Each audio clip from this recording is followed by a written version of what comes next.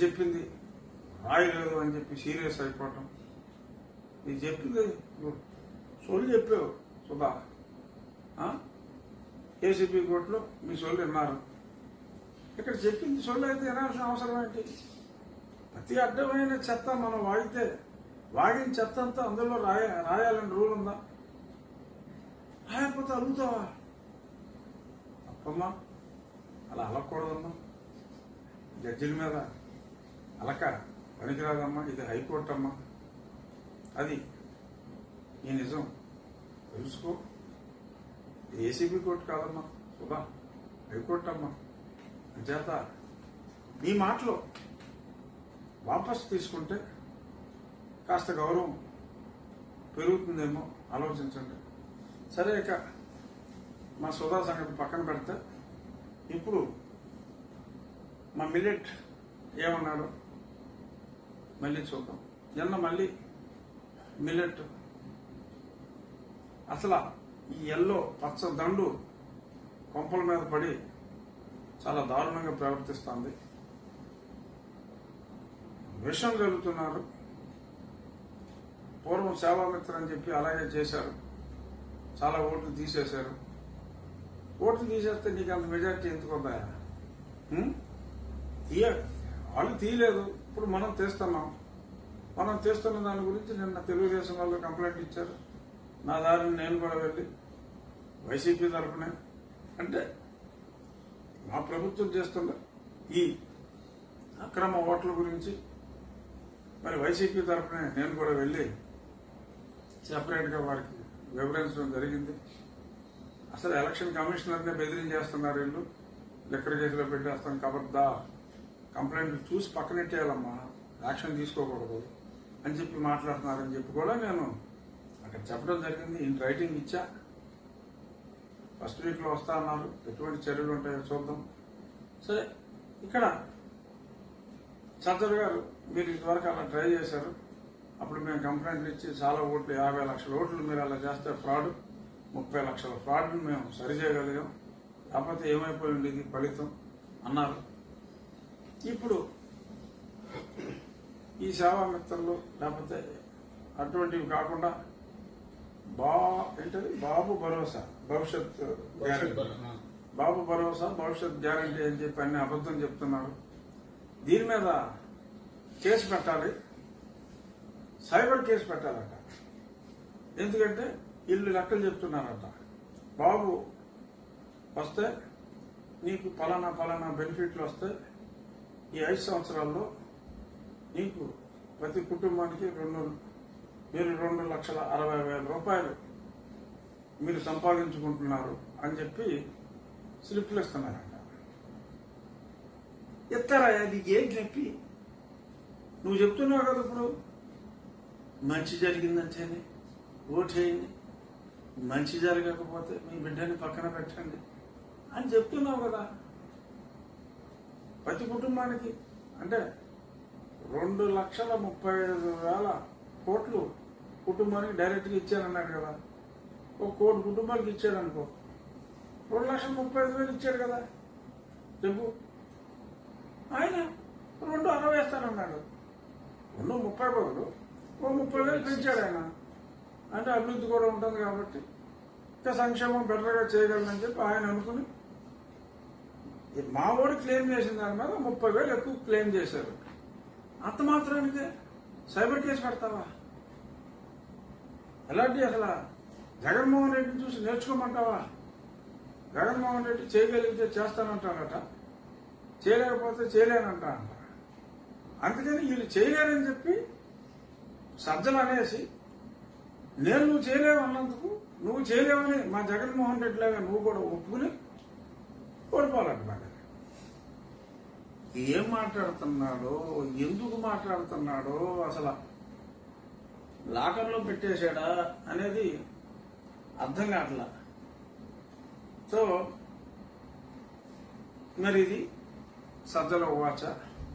ఏదైనప్పటికీ అర్థమైంది ఏంటంటే ప్రజలు చంద్రబాబు నాయుడు గారు చెప్పిన భవిష్యత్ గ్యారంటీకి హుక్ అయ్యారు అనే భయం వీరిలో స్పష్టంగా కనపడుతోంది.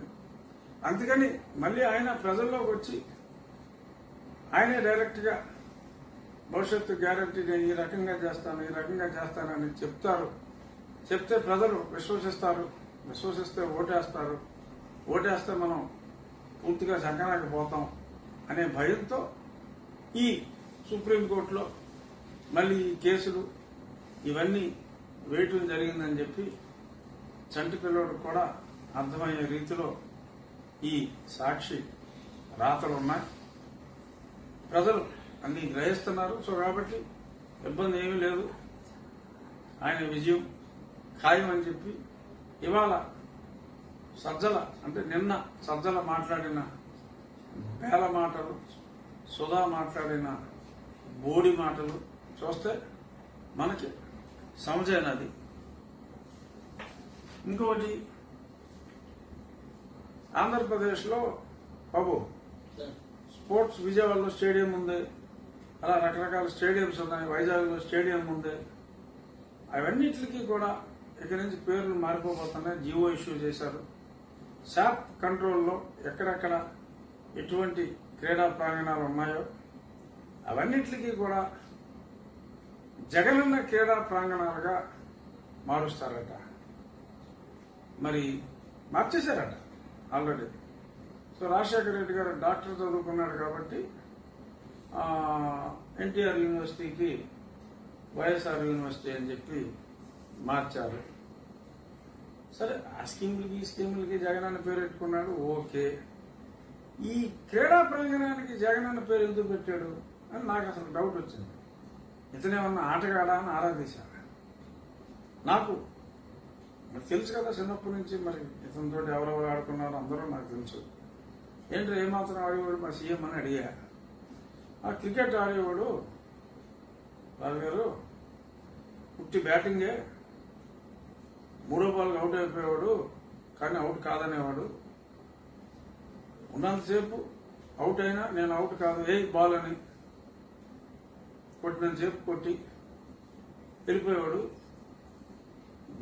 బౌలింగ్ కాదు, ఫీల్డింగ్ కాదు, ఏమీ చేసేవాడు కాదు. తను ఆడిన టీము నెగ్గిందని తనే డిక్లేర్ చేసేవాడు. అది మాకు తెలిసిన జగన్మోహన్ రెడ్డి గారి క్రికెట్ ఆట. మరి ఇటువంటి స్పోర్ట్స్ మ్యాన్ స్పిరిట్ లేని వ్యక్తి, అవుట్ అయినా అవుట్ ఇవ్వని వ్యక్తి, పెద్దగా ఆట రాని వ్యక్తి, ఇది ఆ క్రికెట్ కూడా. ఇంకా వేరే ఆటలు ఏమన్నా వచ్చా అంటే మరి ఇంక వేరే ఆటలు ఏమి, అప్పుడప్పుడు క్రికెట్ కావాలన్నంతసేపు ఆడుకునేవాడట. మరి ఇప్పుడు క్రీడా ప్రాంగణానికి ఏ ప్రాతిపదికన జగన్మోహన్ రెడ్డి గారు, ఏదో జగన్మోహన్ రెడ్డి స్టేడియం అనేది దాన్ని పెట్టుకుంటే పర్లా. ఇప్పుడు చంద్రబాబు నాయుడు గారు కట్టారు స్టేడియం, చంద్రన్న క్రీడా ప్రాంగణం అని ఎక్కడా పెట్టుకోవాలి బాబు. కోట్ల విజయభాస్కర్ రెడ్డి ప్రాంగణము, బాలయోగి స్టేడియం, ఇలా వేరే సరూర్ నగర్ లో జవహర్ రెడ్డి గారి పేరే పెట్టాడు ఆయన. అలా పెట్టారు తప్ప హోల్సేల్ గా ఎక్కడ స్టేడియం ఉన్నా జగనన్న క్రీడా ప్రాంగణం విజయవాడ, జగనన్న క్రీడా ప్రాంగణం గుంటూరు. గుజరాత్ లో ఏదో ఒకటయ్యా, అంత దేశానికి ప్రధాని ఆయన పేరు మీద ఏదో ఒకటి గుజరాత్ వాళ్ళు పెట్టుకున్నారు.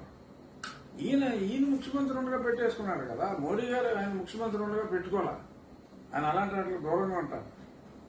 సో ఈయన ప్రతి క్రీడా ప్రాంగణం ఈయన ఏదో అర్జున్ అవార్డు విన్నర్ లాగా ఏదో నమ్ముకున్న అర్జున్ అవార్డు ఏదో క్రీడలో వచ్చి ఉంటే ఏదో జగనన్న క్రీడా ప్రాంగణం అని చెప్పి అన్ని చోట్ల చెప్పొచ్చు. ఏదో కోర్టులో మ్యాటర్ ఉంటే కాలు బెనికిందని చెప్పి మణిపాల్ హాస్పిటల్కి వెళ్తారు. ఈయన పెద్ద క్రీడాకారుడు. సో మరి అది ఇంకా రంగులేస్తారమ్మా ఈ స్కీములన్నింటికి జగనన్న. ఇప్పుడు క్రీడా ప్రాంగణాలకు జగనన్న, బస్ స్టాండ్లకు వైఎస్ఆర్, బస్ స్టాండ్లన్నింటికి వైఎస్ఆర్, పార్కులకు వైఎస్ఆర్, మెడికల్ కాలేజీలకు వైఎస్ఆర్, ఈ బర్త్ సర్టిఫికెట్లు డెత్ సర్టిఫికెట్లకి జగనం, వాళ్ళ జిల్లా పేరు వైఎస్ఆర్. సో ఇక మిగిలింది ఒకటేనాయా, రాష్ట్రానికి పేరు ఒకటి ఈ దిగిలోపు మార్చేసుకుంటే గొడవ వదిలిపోద్ది. మరి జగన్ అనే పేరు కంపల్సరీగా ఉండాలి. జగన్ అన్న ప్రదేశ్ అంటే త్రాస్ కలవాల, జగన్ ప్రదేశ్ అని కానీ లేదు. తమిళనాడులో కూడా వీళ్ళకి కొంచెం వ్యాపారాలు అవి ఉన్నాయని అంటున్నారు ఈ మధ్యన. సో తమిళనాడు కూడా కలిసి వచ్చేలాగా జగన్ నాడు అని కానీ జగన్ ప్రదేశ్ అని కానీ ఇది కూడా మార్చేస్తే దైర్యం వదిలిపోద్ది. ఆ దిశగా ఆలోచించండి. తిరుపతికి కూడా జగన్మోహన్ పురం అని ఏమన్నా పెడితే ఏమో ధర్మారెడ్డి గారు, కరుణాకర్ రెడ్డి గారు, తొడ శివరెడ్డి భాస్కర్ రెడ్డి గారు, తొడ ఆయనేనా లేదా వాళ్ళ అబ్బాయా? అబ్బాయి సార్. ఓకే, మోహిత్ రెడ్డి గారు, అలాగే తిరుపతి పక్కన ఉన్న చంద్రగిరి ఎమ్మెల్యే భాస్కర్ రెడ్డి గారు, వీళ్ళందరి సంపూర్ణ సహకారంతో వెంకటేశ్వర స్వామి ఎవరు? విష్ణుమూర్తి. విష్ణుమూర్తి ఎవరు? జగన్నాథుడు.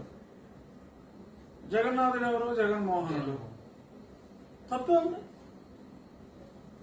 జగన్నాథపురం అని తిరుపతికి పేరు మార్చేయండి. విగ్రహం మారిస్తే జనం